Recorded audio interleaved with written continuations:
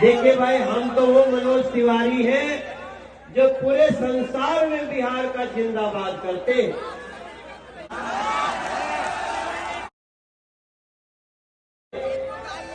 हो जिया हो बिहार के लाला,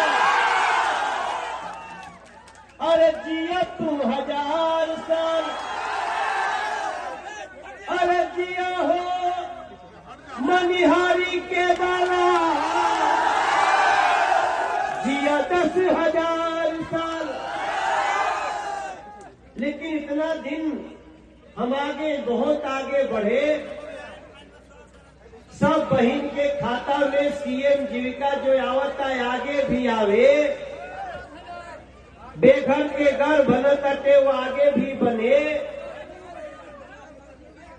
हमनी के जेकरा के जौन सरकार सड़क बनावतिया, पुल बनावतिया, पुलिया बनावतिया, ये सब आगे बढ़ता रहे। उसके लिए 11 तारीख को तीर का बटन दबा के शंभू कुमार सुमन के जिताना पड़ेगा।